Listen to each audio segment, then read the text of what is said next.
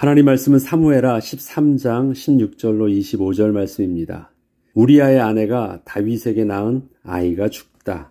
오늘 본문에서는 다윗이 하나님께 간절히 기도하는 모습이 나옵니다. 그의 기도는 밤새도록 땅에 엎드려서 하는 긍휼의 기도였고 하나님께 응답을 주실 때까지 전혀 음식을 입에 대지 않고 하는 간절한 금식의 기도였으며 하나님 앞에서 진실되게 회개하며 드린 참회의 기도였습니다. 그러나 이러한 그의 간절한 기도에도 불구하고 아이는 결국 죽게 되었습니다. 그러나 다윗의 기도는 자신의 바램대로 그렇게 응답이 되지는 않았지만 하나님께서는 다윗이 원하는 것과는 다르게 하나님의 공의와 거룩하심 속에서 더 좋은 축복으로 다윗에게 응답을 주셨습니다. 성경은 다윗의 첫째 아들을 다윗의 아들로 표현하지 않고 우리아의 아내가 다윗에게 낳은 아이라는 아주 특이한 표현을 쓰고 있습니다. 사무엘하 12장 15절로 18절에 보면 우리아의 아내가 다윗에게 낳은 아이를 여호와께서 치심에 심히 앓는지라. 다윗이 그 아이를 위하여 하나님께 간구하되 다윗이 금식하고 안에 들어가서 밤새도록 땅에 엎드렸으니 그 집의 늙은 자들이 그 곁에 서서 다윗을 땅에서 일으키려 하되 왕이 듣지 아니하고 그들과 더불어 억지로 먹지 아니하더라. 이래 만에 그 아이가 죽으니라. 다윗은 아이가 죽을 것에 대한 사실을 나단 선지자를 통하여 이미 알고 있었습니다. 나단 선지자가 이 일로 말미암아 여호와의 원수가 크게 비방할 거리를 얻게 하였으니 당신이 낳은 아이가 반드시 죽으리이다 라는 하나님의 말씀을 미리 전하여 주었기 때문이었습니다. 결국 다윗의 간절한 기도에도 불구하고 하나님의 말씀대로 아이는 발병한 지 7일 만에 죽게 되었습니다. 그런데 성경은 그 아이를 우리아의 아내가 다윗에게 낳은 아이라고 의도적으로 표현하고 있습니다. 이것은 다윗이 바라보는 아이의 시선과 하나님이 바라보는 아이의 시선이 분명 다르다는 것을 보여주고 있는 것이었습니다. 다윗이 볼 때 그 아이는 자신의 아들이었습니다. 그러나 하나님의 시선은 우리아의 아내가 다윗에게 낳은 아이였습니다. 실제로 그 아이는 다윗이 밧세바와 정상적인 관계에서 잉태된 아이가 아니라 다윗이 하나님의 말씀을 업신여기며 하나님께 반역함으로 낳은 아이였기에 다윗은 이 사실을 스스로 모른 채 하며 지나가려 했던 것을 하나님께서 다윗의 죄를 명확하게 드러내신 표현이었습니다. 다윗은 자신이 정말 진심으로 회개하였기에 하나님께서 그냥 뜻을 돌이켜 주시지 않으실까 하는 바람으로 기도하였다고 합니다. 22절에 보면 아이가 살았을 때 내가 금식하고 운 것은 혹시 여호와께서 나를 불쌍히 여기사 아이를 살려주실는지 누가 알까 생각함이었거니와. 분명히 하나님이 하실 일들은 알았는데 혹시라는 그 인간적인 미련함 속에서 그렇게 때를 한번 써봤다라는 것입니다. 다윗은 자신이 하나님께 스스로 잘못을 했음을 인정하고 이렇게 간절히 용서를 구하고 있으니 이번 한 번만은 그냥 넘어가 주시면 안 될까요? 라는 심정으로 기도했다는 것이었습니다. 비록 내가 잘못을 해서 벌어진 일이지만 그래도 이렇게 얻게 된 것을 그냥 잃기에는 너무 안타깝습니다. 다음부터는 절대 그러지 않을 테니 이번 한 번만 용서해 주세요. 다윗의 심정은 이러했던 것입니다. 사실 저와 여러분이 하나님께 회개할 때도 이러한 마음들이 많이 있습니다. 우리가 벌려놓은 것만큼은 일단은 거기까지만 좀 용서해 주시고 다음부터는 안 그럴게요. 그게 우리가 간절히 미련을 가지고 기도하는 내용입니다. 다윗이 지금 아이에 대해서 기도할 때 그러한 심정이었다라는 것입니다. 그러나 회개는 단지 우리의 잘못과 죄에 대하여 용서를 구하는 것만으로 끝나지 않습니다. 그 죄로부터 분명하게 돌이키는 것이고 다시는 그러한 죄를 짓지 않겠다는 결단도 하는 것입니다. 그런데 회개는 한 가지가 더 있습니다. 그러한 고백과 결단을 했다고 해서 벌어진 일이 무마되는 것도 아님을 분명히 명심해야 되는 것입니다. 회개는 우리의 잘못을 무마시키기 위해서 하는 것이 아니기 때문입니다. 회개는 죄로 인하여 하나님과 단절된 관계를 다시 거룩하신 하나님과 연합하게 하는 것입니다. 세상 사람들이 용서를 구할 때는 잘못으로 인한 피해들을 더 이상 받지 않겠다라는 것입니다. 그래서 그 피해가 있을 거면 용서를 구할 필요도 없어요. 손해를 안 보려고 용서를 구하는 것이니까. 잘못했어요 하면 그것을 끝나면은 괜찮잖아요. 그런데 하나님 앞에 회개를 하는 것은 세상에서 그렇게 용서를 구한다는 개념과 근본적으로 다른 것이 있는 것입니다. 분명히 하나님과 단절된 관계를 다시 거룩하신 하나님과 연합하게 하기 위한 목적이 바로 회개의 가장 핵심인 내용입니다.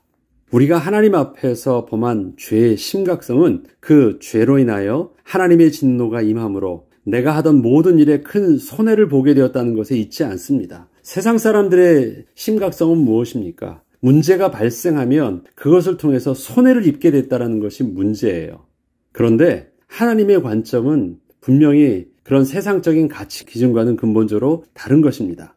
하나님의 백성이 생명의 근원이신 거룩하신 하나님과 단절되었다는 것에 그 심각성이 있는 것입니다. 그렇기 때문에 우리의 회개의 가장 중요한 핵심은 다시금 하나님의 거룩을 만족하고 그 하나님과 다시 연합함을 회복하는 것입니다. 이처럼 하나님은 다윗과의 문제를 육신적인 손해와 축복의 문제로 다루고 계신 것이 아니었습니다. 다윗의 문제를 어린아이를 잃은 아버지의 문제로 본다면 그것은 안타까운 일이고 어린아이는 다윗의 죄 때문에 아무것도 모르고 희생당하는 것이며 꼭 그렇게까지 하지 않으셔도 되는 일처럼 보이는 문제였습니다. 그러나 이것을 다윗이 다시 하나님의 은혜 속으로 들어가야 하는 문제로 본다면 죄악 중에 맺어진 열매는 거룩하신 하나님의 복으로 누려질 수 없는 것임을 분명히 깨달아야만 하는 것이었습니다. 하나님께서는 다윗의 것을 빼앗아 가신 것이 아니셨습니다. 거룩하신 하나님의 것으로 새롭게 채우시기 위하여 다윗의 모든 부정한 것을 깨끗하게 하여 주신 것입니다. 그것이 다윗의 입장에서는 자신의 소중한 것이 상실되는 아픔처럼 보였고 자신의 생명을 건 금식 기도가 응답되지 못하는 하나님의 거절처럼 보였지만 하나님은 당신의 거룩하심 속에서 하나님이 주시는 축복을 다윗이 온전히 누리길 원하신 일이셨습니다.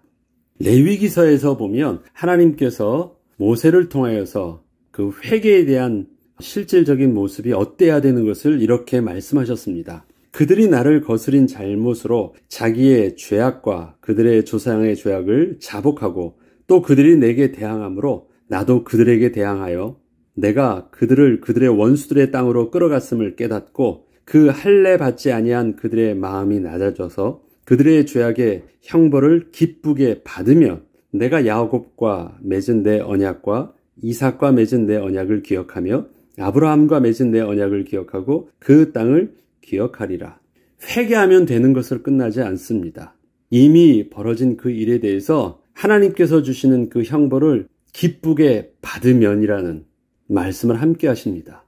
스스로 자복하고 회개해서 자꾸 지금 벌어진 일들을 없던 일로 만들려고 하는 것이 회개가 아니라 우리가 책임진다라는 것은 무엇입니까? 우리의 죄에 대한 그 고통들을 부르신 그 자리에서 그대로 감당하는 것. 그런데 이젠 그것을 고통스럽게 억울하게 안타깝게 여기지 아니하고 하나님께 범한 죄에 대해서 내가 마땅히 여기고 내려놓을 때 하나님은 그것으로 망하게 하지 아니하시고 그것을 통해서 고통으로만 끝나는 것이 아니라 오히려 그곳에서 더욱더 회복의 은혜를 온전히 주시겠다라고 약속하신 것입니다.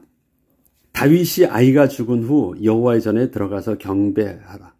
그래서 다윗의 회복의 모습을 보면 이렇습니다. 19절로 20절에 보면 다윗이 그의 신하들이 서로 수군거리는 것을 보고 그 아이가 죽은 줄을 다윗이 깨닫고 그의 신하들에게 묻되 아이가 죽었느냐 하니 대답하되 죽었나이다 하는지라. 다윗이 땅에서 일어나 몸을 씻고 기름을 바르고 의복을 갈아입고 여호와의 전에 들어가서 경배하고 왕궁으로 돌아와 명령하여 음식을 차리게 하고 먹은지라. 다윗은 아이가 죽은 것을 알게 되자 그의 모습이 완전히 바뀌었습니다. 스스로 포기한 것이 아니라 그동안 자신의 마음 한구석에 남아있던 인간적 미련을 마침내 내려놓고 하나님의 뜻에 온전히 순종한 모습이었습니다. 그래서 딱 완전히 바꿀 수 있었던 것입니다. 그리고 다시 하나님의 선하심 속에 자신을 맡긴 것이었습니다. 돌이킬 수 없는 하나님의 주권 속에서 부르신 그 자리에서부터 다시 출발을 한 것입니다. 처음으로 돌아가려고 했는데 이미 벌어진 것은 처음으로 돌아갈 수 있는 일들이 아니었습니다. 그래서 어디서부터 출발합니까? 하나님의 은혜를 깨달은 바로 그 자리에서부터 새롭게 시작하는 것입니다. 그리고 그 시작을 하나님께 예배함으로 새로운 출발을 하였던 것입니다. 예배한다는 것은 하나님은 선하십니다. 하나님께서 새롭게 하실 일들을 믿음으로 기대합니다라는 신앙의 고백이 바로 예배하는 것입니다. 저와 여러분의 시작, 우리는 언제나 회개하고 언제나 잘못을 용서를 구하거나 하면 우리의 본능적인 건 뭐냐면 처음으로 다시 돌아가려고 해요. 실수하기 이전으로 돌아가려고 합니다. 그것이 미련이 남으니까. 그런데 하나님께서는 그렇게 하지 않으십니다. 그것을 스스로 잘못한 것으로 인정하고 기쁨으로 마음으로 깨닫고 받으면 그 말은 무엇입니까? 그것은 내려놓는 것입니다. 지금 처음보다 못한 것처럼 보이고 이전보다는 더 안 좋은 것처럼 보여도 바로 부르신 그곳에서부터 다시 시작하는 것입니다. 이스라엘 백성들이 성전을 지을 때 솔로몬의 성전과 수룹바벨의 성전은 너무너무 차이가 났습니다. 다시 솔로몬의 성전으로 들어가지 못합니다. 그러나 하나님께서 다시 돌아오게 하셔서 성전을 짓게 하실 때 비록 초라했지만 하나님은 다시 하나님 앞에 겸손한 마음으로 하나님께 예배하며 성전을 짓는 저들에게 이렇게 약속하셨습니다. 비록 성전은 이전 것보다 못하지만 하나님의 영광은 이전의 영광보다 더 크게 하실 것으로 하나님께서 약속하여 주셨습니다. 저와 여러분의 시작은 언제나 그렇습니다. 부르신 곳에서 하나님의 음성을 내게 들려주신 그곳에서부터 겸손하게 문제 속에서 빠져나오려고 하는 것이 아니라 그 문제로부터 하나님의 은혜를 회복하는, 다시 시작하는 은혜를, 그러면 문제가 있든 없든 상관없이 그것과 상관없는 하나님의 새로운 은혜로부터 우리에게 시작해 주시는 것입니다. 그래서 자꾸 우리의 회개의 기도와 우리의 간절한 기도가 뭔가를 회복하려고 하는 그런 몸부림에서 내려놓을 때 비로소 하나님의 은혜의 시작은 시작되어지는 것입니다. 그렇기 때문에 다윗이 즉시로 그 자리에서부터 음식을 먹고 예배하는 그러한 다윗의 행동은 신하들이 볼 때는 너무 상식적이지 않은 모습이었습니다. 사람의 정서 속에서는 도저히 그럴 수 없었기 때문이었습니다. 그래서 그의 신하들이 이렇게 묻습니다. 아이가 살았을 때에는 그를 위하여 금식하고 우시더니 죽은 후에는 일어나서 잡수시니 이 일이 어찌 됨이니까? 정반대로 되어야 될 사실인데 아이가 죽으면 더 울어야 되는데 어떻게 그렇게 180도 바뀐 모습으로 그러실 수가 있습니까? 사람의 상식으로는 맞지 않는다라는 것입니다. 왜 그렇습니까? 하나님의 관점 속에서, 하나님의 영적인 비밀 속에서 그가 생각하고 그가 하나님의 뜻에 따라서 행동을 하기 때문에 그러한 것입니다. 23절에 보면 그래서 이렇게 고백합니다. 지금은 죽었으니 내가 어찌 금식하랴? 내가 다시 돌아오게 할 수 있느냐? 나는 그에게로 가려니와 그는 내게로 돌아오지 아니하리라. 이것이 무엇입니까? 하나님의 주권이요, 하나님의 생명의 법이 그런 것입니다. 하나님의 공의의 법이 그러한 것입니다. 그래서 하나님의 시선으로 다윗이 드디어 바뀐 것이고 그 전까지, 벌어지기 전까지는 혹시 하면서 미련을 두었지만 역시 하나님께서 행하셨던 하나님의 시선 속에서 되어진 일들을 보았기 때문에 그는 즉시 내려놓을 수 있었던 것입니다. 이처럼 다윗은 하나님이 당신의 뜻을 돌이켜 주시길 간절히 기도하고 있었지만 하나님의 주권 앞에 서 있는 자신의 모습을 잊지는 않고 있었습니다. 그것은 자신이 혹시 모를 용서의 은혜를 인간적으로 구해볼 수는 있었지만 그 은혜의 주체 되시는 하나님 뜻에는 절대적으로 순종해야 하는 자신의 모습을 결코 잊지 않았던 것입니다. 우리가 떼부릴 수 있죠. 하나님 용서해 주세요. 하나님이 해주세요. 우리의 심령 속에서 안타까움을 기도할 수 있어요. 그것이 잘못된 것 아닙니다. 벌어지기 전까지는 우린 늘 그렇게 모르니까 기도할 수 있죠. 그러나 이 일들을 통해서 명확한 하나님의 선을 보았을 때는 내려놓는 것, 그것이 우리가 하나님의 주권 앞에 서 있는 우리의 모습입니다. 우리의 기도는 눈앞에 보여질 때까지는 무엇이 정답인지 잘 모르기 때문에 그렇게 기도할 수 있습니다. 그러나 되어진 일들을 보면 하나님의 뜻이 여기 있었구나. 그것이 우리에게 있어서 조금은 손해일 수도 있고 아픔일 수도 있고 안타까움일 수도 있지만 하나님이 이렇게 하신 그 일들이었구나. 그러면 우리는 어떻게 할 수 있어야 됩니까? 하나님을 신뢰하고 더 크신 선하신 하나님의 계획을 믿음으로 바라보며 우리 자신을 그렇게 내려놓는 것입니다. 다윗은 그렇게 할 수 있었습니다. 다윗은 그토록 간절히 노력했음에도 불구하고 자신의 기도를 거절하신 하나님께 원망을 하지 않았고 몸을 정결케 한 후 예복을 갈아입고 하나님 앞에 나아가 선하신 하나님을 찬양하며 자신의 기도를 그렇게 마쳤습니다. 새로운 시작을 그렇게 한 것입니다. 다윗의 이러한 하나님 앞에서의 정직함은 비로소 하나님의 새로운 은혜를 얻게 되는 시작이 되었습니다. 자, 그러면 하나님께서 행하셨다는 그 일들을 뜻을 보았을 때 그의 결단은 내려놓음은 그것으로 끝나는 것이 아니라 그 다음에 이제 하나님이 주시는 새로운 은혜를 그가 인도를 받으며 누릴 수 있게 되었다는 것입니다. 어떻게 하나님께서 은혜를 주시는지 그 내용을 보면 다윗은 아내 밧세바를 통하여 여호와께서 사랑하시는 아들을 얻게 되었다. 표현이 둘째 아들은 표현이 바뀌죠. 첫째 아들의 표현은 무엇이었어요? 다윗이 우리아의 아내를 통해서 낳은 아이였습니다. 그런데 두 번째 아이는 다윗이 아내 밧세바를, 우리아의 아내가 아닙니다. 자기의 아내 밧세바를 통하여 여호와께서 사랑하시는 아들을 얻게 되었다. 완전히 다른 모습입니다. 하나님께서 다윗의 그러한 믿음의 순종과 행동들에 대해서 복을 주셨다라는 것을 그렇게 표현하고 있습니다. 다윗이 그의 아내 밧세바를 위로하고 그에게 들어가 그와 동침하였더니 그가 아들을 낳음에 그의 이름을 솔로몬이라 하니라. 여호와께서 그를 사랑하사 선지자 나단을 보내 그의 이름을 여디디아라 하시니 이는 여호와께서 사랑하셨기 때문이더라. 다윗은 죄로 인하여 막혔던 하나님과의 관계가 회복된 후에 밧세바와의 관계도 전인격적인 부부의 관계로 새롭게 회복될 수 있었습니다. 첫 번째 아이가 잉태되었을 때 밧세바는 우리아의 아내였고 자신의 이러한 처지를 한탄함으로 통곡하며 울을 수밖에 없었던 왕의 권세에 눌린 피해자의 모습이었습니다.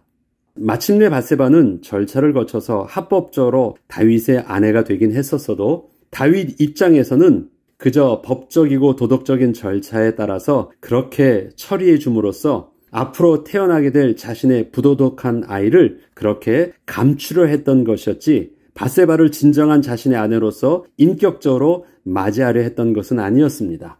아내가 돼야지 태어날 아이가 부도덕한 아이가 아니잖아요. 그래서 아내를 삼는 것은 밧세바를 위한 것이 아니었고 자기의 치부를 완벽하게 감추기 위한 것이었습니다.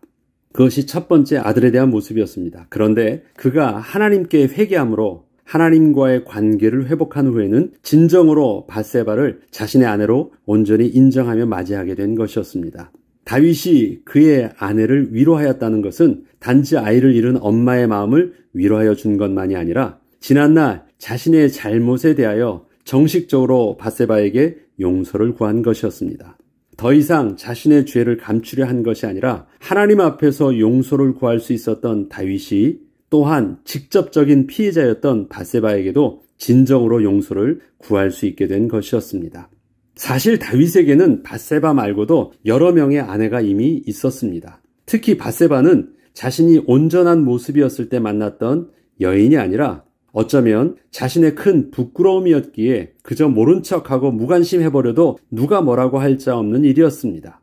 그렇지만 그는 하나님 앞에서 밧세바와의 관계를 다시 새롭게 시작한 것이었습니다. 마침내 다윗이 온전한 마음으로 밧세바를 자신의 아내로 겸손히 맞이하였고 그녀를 통하여 다윗의 아들을 정식적으로 낳게 되었던 것입니다. 하나님은 이러한 다윗을 기뻐하셨습니다. 사실 밧세바와의 어떤 만남의 시작은 좋지 않았지만 하나님께 회개하고 그 회개된 모습으로 스스로 책임을 지고 그렇게 하나님 앞에서 자기가 직접적으로 피해를 입혔던 밧세바에게 용서를 구하고 위로하고 그래서 다시 진짜 정상적인 부부의 관계를 맺은 것입니다. 그리고 다윗이 동침하여 아이를 낳게 된 것, 그것이 둘째 아들이었고 우리가 잘 알고 있는 솔로몬이었던 것입니다. 하나님이 이러한 다윗을 기뻐하셨고 그렇게 낳은 다윗의 아들은 이전의 그 어떤 아들과는 다르게 특별하게 더 사랑하여 주셨습니다. 하나님은 특별히 선지자 나단을 통하여 그 아들에 대한 하나님의 기쁨을 여디디아라, 즉 주께서 사랑하셨다라는 뜻의 이름을 주어 다윗에게 하나님의 기쁨을 그렇게 알게 하여 주셨습니다. 네가 참 잘하였다. 다윗의 아들들이 하나가 아니에요. 굉장히 많습니다. 아주 멋진 아들들도 많습니다. 자기가 사랑하는 여인 있었습니다. 그럼에도 불구하고 하나님께서 왜 바세바의 부부관계를 기뻐하셨고 그에게 낳은 아들을 기뻐하셨느냐? 솔로몬이 특별해서가 아닙니다. 솔로몬 때문이 아니에요. 다윗이 하나님 앞에서 회복된 그 은혜로 그렇게 낳은 아이였기 때문에 하나님은 그것에 대해서 복을 주신 것입니다. 솔로몬의 문제가 아닌 것이에요. 솔로몬이 다른 아들보다 특별하게 뭐가 있는 것이 아니라 다윗이 하나님 앞에서 특별한 것이었습니다. 하나님께서는 우리의 잃는 것을 아까워하지 않으십니다. 하나님의 더 좋은 것이 이미 준비되어 있으시기 때문입니다. 오히려 지난날 우리가 죄로 부패된 모습 속에서 소중하다고 여겼던 그것들을 스스로 내려놓기를 원하십니다. 상실되는 아픔과 포기되어지는 아픔이 너무 커 보여도 하나님은 하나님의 거룩하심의 기준 속에서 하나님의 복으로 누릴 수 있는 것으로 우리의 모든 것을 재창조하여 주시길 원하십니다. 이처럼 하나님의 회복의 시작은 우리의 옛 것을 스스로 내려놓음으로써 시작될 것입니다. 자꾸 우리는 우리의 미련함 속에서 다윗이 첫 번째 아들을 놓고 기도했던 것처럼 그렇게 기도합니다. 그럴 수 있어요. 다윗도 그렇게 기도했습니다. 그러나 거기까지 하나님이 아니시구나라는 것을 우리에게 확실하게 말씀하여 주실 때는 내려놓고 순종함으로 하나님이 시작하게 하시는 바로 그 자리에서부터 다시 시작하는 것, 그것은 우리의 믿음의 용기요 결단이요 하나님을 신뢰함입니다. 그때 하나님께서는 그 이후에 주시는 것을 작아 보이지만 그것에 하나님의 복이 임하면 그것을 통해서 더 큰 축복의 통로가 되게 하여 주실 것입니다. 이전보다 못한 것처럼 보여요. 이전의 것이 더 우리가 잘못하기 전의 모습이 더 나아 보입니다. 그러나 지금의 모습이 처음으로 돌아가지 않아도 되는 것, 아무리 지금의 모습이 이전보다 부족해 보여도 그곳에 하나님의 영광이 임하면 이전의 영광보다 더 큰 영광으로 하나님께서는 시작하여 주실 것입니다. 우리의 건강했을 때 모습보다 지금의 우리의 연약한 병든 육신의 모습, 나이든 육신의 모습이 더 못해 보일 수 있습니다. 아닙니다. 지금 부르신 이 시기에 이 자리에서부터 우리가 하나님의 영광을 알고 하나님의 신뢰를 구하면 하나님의 창조의 능력은 우리 이전보다 더 연약한 우리의 모습을 통해서 더 큰 하나님의 영광으로 우리에게 주실 것입니다. 바로 오늘이 저와 여러분이 하나님이 부르신 곳에서부터 다시 시작하는 은혜의 시작의 축복의 날 되길 주 이름으로 축복합니다. 기도하겠습니다. 하나님 아버지, 회개는 처음으로 돌아가기 위해서 몸부림치는 것이 아니었습니다. 회개는 바로 오늘부터 하나님의 은혜 가운데 모든 것을 책임지고 다시 시작하는 은혜입니다.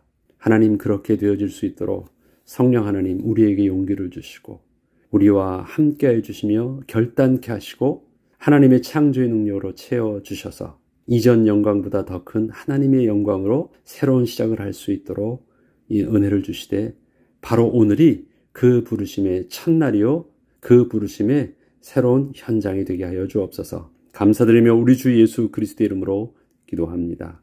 아멘.